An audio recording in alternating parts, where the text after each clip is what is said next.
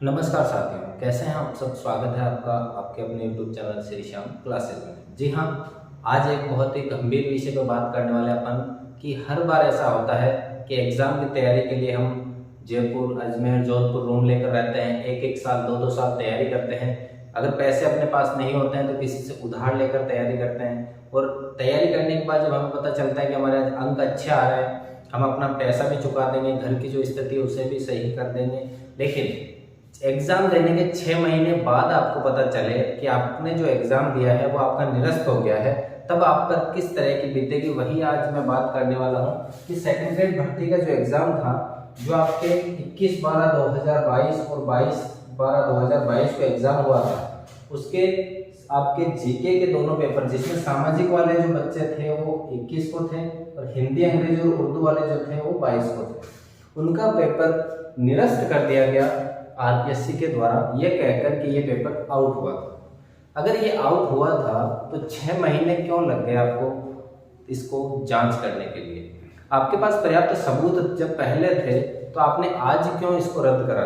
और अगर रद्द भी करा है तो क्या केवल सब्जेक्ट का पेपर, केवल जीके का पेपर ही आपके रद्द हुआ, जीके का पेपर ही आउट हुआ है?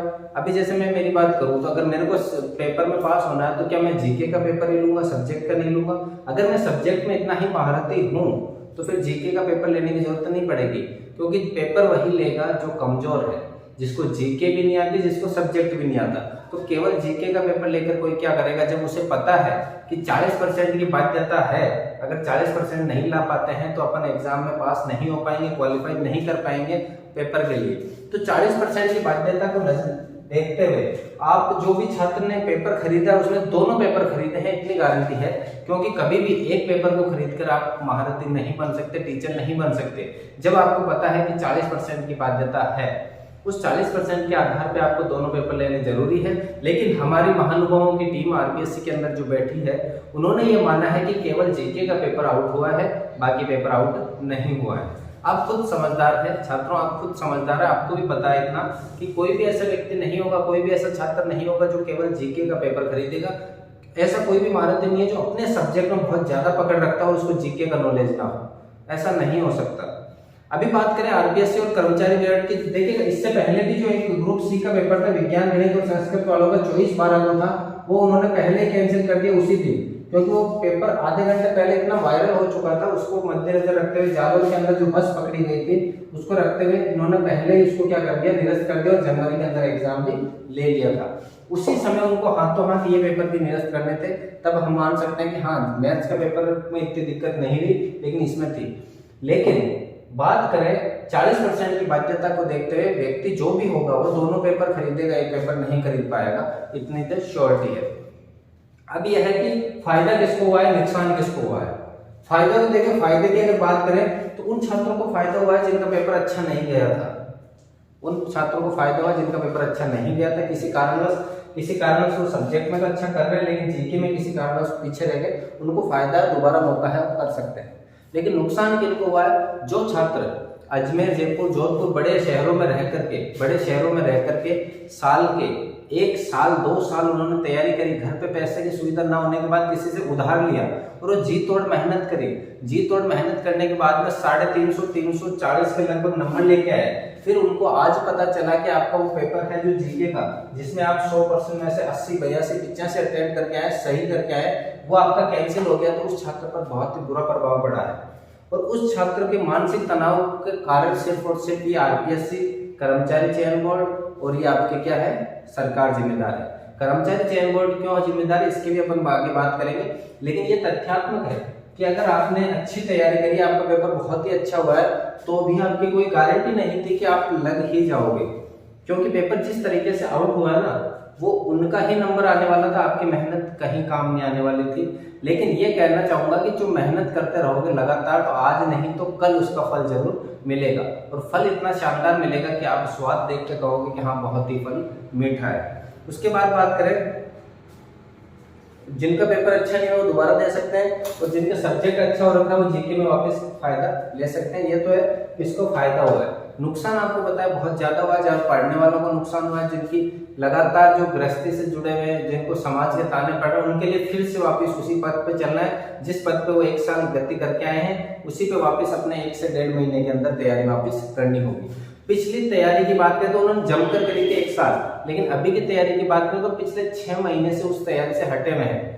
अगर उन्होंने बीच में रेट की भी करी होगी तो रेट का सिलेबस अलग, वहां से अलग, तो उन्होंने वो तैयारी बिल्कुल छोड़ रखी थी। अब वापस 1 महीने के अंदर वापस तैयारी करना लगे तो कुछ छात्र उसमें से ऐसे होंगे जिनका पहले 80 से 82 सवाल थे, वो छात्र 70 पे रह जाएंगे, और कुछ ऐसे छात्र भी हैं जिन्होंने जी तोड़ मेहनत करी, 70 पे पहले थे, वो 80, 82, 85 पे पहुंच सकते हैं। तो अब आपको पता है कि कोई जीके का पेपर ही नहीं खरीदा जा सकता, सब्जेक्ट का भी खरीदा जा सकता है। ये सरकार तक अपन को बात पहुंचानी है। अगर पेपर ही निरस्त करना है तो पूरी भर्ती को ही निरस्त क्यों नहीं किया जाए? क्या एक पेपर, 2 पेपर निरस्त करके आप अपने आप को बचा लोगे? कदापि नहीं। छात्रों का पूरा जोर आपके सामने है कि छात्र एडी से चोटी का जोर लगा रहे हैं। आपको चुनाव के अंदर ताकत दिखा देंगे किस प्रकार से आपने लगातार भर्तियों के पेपर लीक करे जा रहे हैं और आप कोई सख्त कदम नहीं ले रहे हैं। आपको पता हो तो जब रेट का जो पेपर था, ये सेकंड ग्रेड का जो पेपर था, गणित विज्ञान का जो आउट हुआ था, बस पकड़ी गई थी जालौर के अंदर, उनका किसी कोचिंग से लिंक था और आपने उस कोचिंग पे बुलडोजर चलवा दिया था। लेकिन जब आपको पता चला कि इन पेपर के लीक में बाबूलाल जी कटारा का भी बड़ा हाथ है, इनका महानुभव है एक बाबूलाल जी। अब देखो जी तो अपन को लगाना पड़ेगा, बड़े हैं तो, वरना मन तो नहीं करता लगाने का, लेकिन बाबूलाल जी लगाना पड़ेगा। इनकी बात करें, ये वो महानुभव है जिन्होंने एसआई का इंटरव्यू भी लिया है और रिजल्ट आपके सामने है, किस जगह से कितने छात्र एसआई में सेलेक्ट हुए हैं, आपके सामने रिजल्ट है। इन्होंने ही पेपर आउट करा था, 480 प्रश्न जो थे लिख कर अपने भांजे को लिखने के लिए दिए थे, विजय को। उसके बाद उन्होंने कहा था कि इनको बाहर रखें और जिस रजिस्टर में लिखे थे उनसे टाइप करवाए शेर सिंह से और इस रजिस्टर को जला दिया था। ऐसी खबर अपन पढ़ी है, लेकिन आज तक इनके नहीं पता कि ये है कहाँ, जेल में है, कहाँ है, क्या कर रहे हैं, कैसे हैं, इनका हालचाल क्या है, इनके मकानों पे बुलडोजर कब चलेगा, इनकी संपत्ति कब जब्त की जाएगी, ऐसी कोई खबर नहीं, क्योंकि इनके लिंक बहुत ऊपर तक है, बहुत ऊपर तक है। और ऊपर तक जो पहुंच रखने वाले हैं वो इनका कुछ भी नहीं कर सकते, अपन और आप कुछ भी नहीं कर सकते। ये जैसे थे वैसे ही रहेंगे, इनका कोई भी बाल बांका नहीं कर सकता। बाल बांका सिर्फ उसी का हो सकता है जो कि क्या करे, लगातार जो मेहनत कर रहे हैं, जिनके पेपर निरस्त हो रहे हैं, वो कुछ ना कुछ उनके साथ भी हो सकता है, बाकी किसी के साथ नहीं हो सकता। अब अगर मैं कर्मचारी चयन बोर्ड की बात करूं तो कर्मचारी चयन बोर्ड ने अभी आपने देखा होगा जो रेट की भर्ती थी उसमें टोटल ऑल ओवर सब्जेक्ट की बात करूं, इसकी ऑल ओवर सब्जेक्ट की, तो ऑल ओवर सब्जेक्ट में 44 प्रश्न ऐसे थे जो डिलीट हुए हैं। कितने प्रश्न डिलीट हुए हैं? 44 प्रश्न सभी सब्जेक्ट को मिलाकर डिलीट हुए हैं। वो 44 प्रश्न शायद ही आज तक किसी ऐसी भर्ती हुई होगी जिसमें 44 प्रश्न डिलीट हुए हैं। उन 44 प्रश्नों के आधार पर छात्रों की जिंदगी उथल पुथल हुई है। छात्र क्या हुआ, कई छात्र ऐसे थे जो मेहनत करके जो आस लगा के बैठे थे कि हमारा हो जाएगा, उनका 2 गुना के अंदर भी नहीं हुआ है। उसी के मद्देनजर अपन कह रहे हैं कि जो न तो अपने यहाँ आरपीएससी काम किए, न ही आरपीएससी के साथ साथ कर्मचारी चयन बोर्ड काम का है, और उससे सबसे बड़ी जिम्मेदार कौन है? सरकार, जो कि ये अपना सिस्टम जो लेके चल रही है, जो बड़े बड़े महानुभावों को बचाने में लगी है, और उनको बचाने में कहीं ऐसा ना हो कि आपकी सरकार ही चली जाए। 2 से 3 महीने का लास्ट टाइम है आप लोगों के पास, जितना आपको खेल खेलना है खेल लीजिएगा, बाकी जवाब आपको छात्र अपने आप अच्छे से दे देंगे।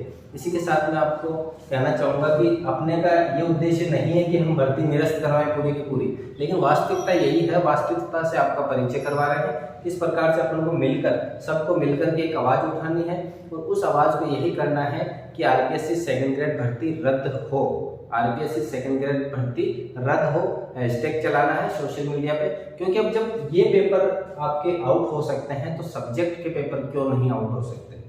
क्या सब्जेक्ट के पेपर के आधार पर आप लगा सकते हैं कि नहीं जीके के आउट हुए, सब्जेक्ट के नहीं? जो पेपर खरीदेगा वो ऐसा तोड़ना है कि आधा पेपर खरीदा उसने आधे में रह जाएगा, ऐसा कदापि नहीं हो सकता।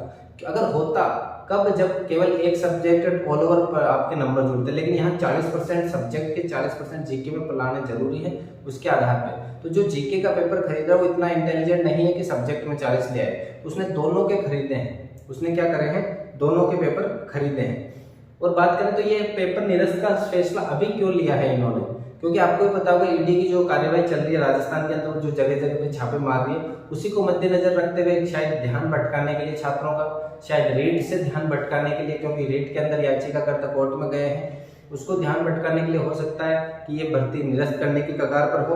अब देखते हैं कि पूरी भर्ती निरस्त होती है या नहीं, ये सरकार के हाथ में। हम सिर्फ और सिर्फ अपना आपके सामने शेयर कर सकते हैं अपने अनुभव। उसके बाद बात करें तो लगातार अपने को प्रेशर बनाना है सरकार पे कि भर्ती को ही निरस्त किया जाए। क्या सब्जेक्ट का पेपर आउट नहीं हुआ है? सब्जेक्ट का भी आउट हुआ है, सब्जेक्ट का भी आउट हुआ है।